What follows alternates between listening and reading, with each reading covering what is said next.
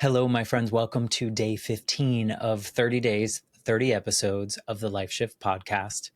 This is no longer a little experiment. I am now halfway through. Well, when I finish recording this, I'm halfway through the month, and it really is some kind of like weird groundswell of challenge, but also really interesting. And I hope that if you're listening to this, you're getting to know me a little bit more, or I don't know. It feels really good to be able to share like this. So I don't know if I'll do more of this in the future. I definitely won't do every day all the time because that's a lot. But I am really enjoying this experience. To be honest, the hardest part for me is not the sitting down and recording and editing and releasing and all those pieces. The hardest part is really determining what is quote unquote interesting enough for me to share each day. And so that's why sometimes it is what it is and what comes off. So maybe in the future, as I do this more, or if I do this more, I will have to put a little bit of time into planning what could be valuable for everyone. But for November, just go along with it. It's 30 days. It's a challenge. It's trying to get me out of my comfort zone and maybe stretch me a little bit and offer the audience a little bit more insight into my crazy brain. Anyway, so day 15 is inspired by last night and this morning. And what I mean by that is last night when I was taking Molly out before going to bed, I looked outside on the ground right outside the back door, and there was a snake. And I hate snakes. So today we're going to talk about my silly fears. So first, let me explain that this snake was tiny. It was probably like, I don't know, maybe about 10 inches long, but it was so thin. It was like pencil thin, and it was brown with like some tan kind of markings on it and whatnot. So I don't think it was anything dangerous, but it freaked me out nonetheless. So it was sitting on the step. Molly went out and it stayed there, and Molly came back in. And then I went to bed, and I woke up this morning and let Molly out.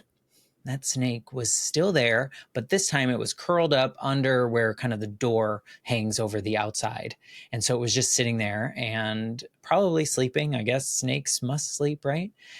And I panicked. So she went outside. I closed the door real quick, and I'm like, oh crap, while the dog's outside, she needs to come back in.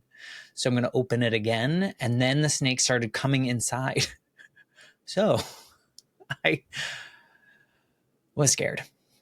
Just going to be honest. I was scared. So I jumped back probably like 5, 6, 7 feet, and I screamed. I did. It was like 7:30 in the morning. Definitely screamed over this little tiny snake. Luckily, I think my scream or movement scared it, and it went back outside, and who knows where it is now. As long as it's not inside, I don't really care. I just don't like snakes. So I guess maybe I'm just kind of like Indiana Jones, because when I remember when I was a kid watching Indiana Jones and the Temple of Doom, when they're in that palace and they're sitting down to eat and they've got like the monkey brains and the eyeball soup, totally fine with those. But when they brought out that snake and then they cut open that snake and all the little snakes came out, I was done. It was too much. So one of my big fears is snakes. They're so gross to me.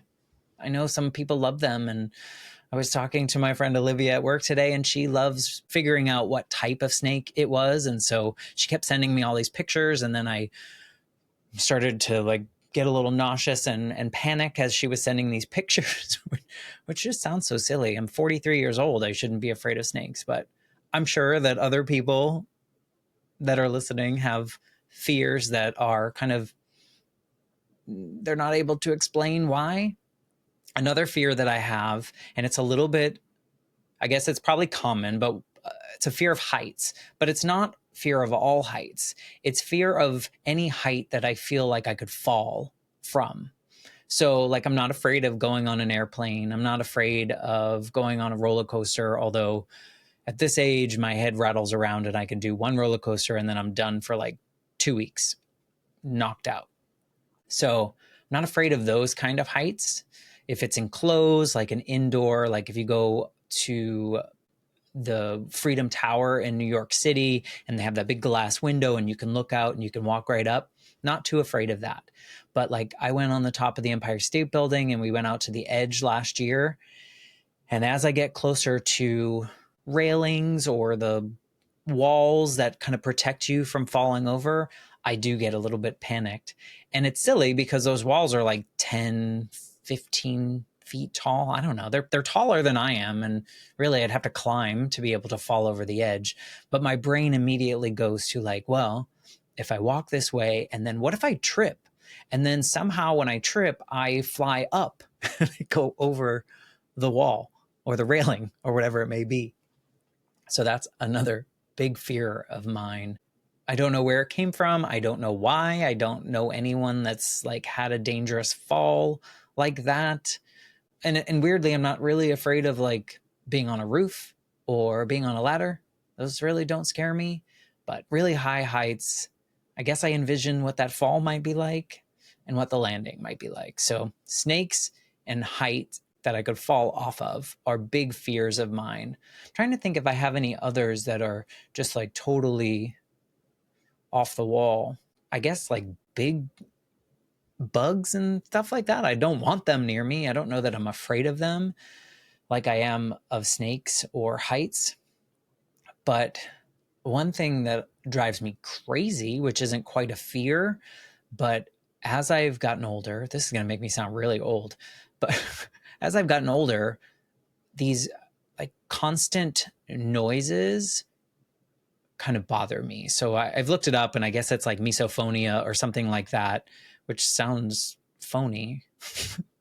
But think about it, like when other people are like chewing really loudly and it's like this constant, like annoying noise or this beeping that won't stop. One thing that used to drive me crazy is as a teacher for over 15 years in higher education, I taught a lot online, and a lot of these classes that I taught, students had to submit videos. And so they would record, 3, 5-minute, 10-minute videos, whatever they were for the particular assignments. And no lie, like at least a handful of students in every class that had to do those videos had the smoke alarm beeping behind them in their videos. And as soon as I hear that, I can't hear anything else. It's just like everything washes away and that's the only sound I hear. And I think, how could the person live there? Like as soon as they go off in my house, it's like an instant panic to figure out where that smoke detector is and how quickly I can change the battery so that I don't have to hear that noise. So that's a fear adjacent, is that I fear the panic that I have when I hear these noises that kind of grate into my head. So another weird thing for you. So there is today's day 15. 2 of my fears, definitely snakes, probably just as bad as fictional character Indiana Jones, and heights that I can fall from, and mostly heights that I can fall from and would likely die from. Although I'm not afraid of dying, but I am afraid of dying in that way. So I guess that's another thing to add to that little fear of heights.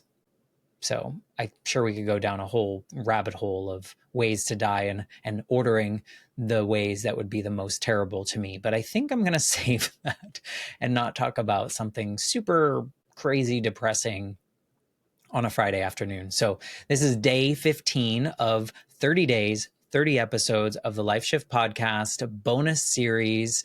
I have more awesome episodes with guests coming out every Tuesday. I've recorded enough to get us through close to the end of January now, so lots to come. Next week is going to be one about overcoming addiction after a great loss of a loved one and all the things that it triggered and how much they miss this particular vice.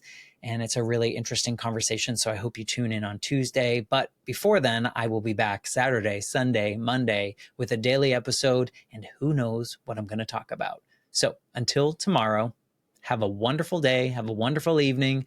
Do something nice for yourself. And I will see you tomorrow for day 16.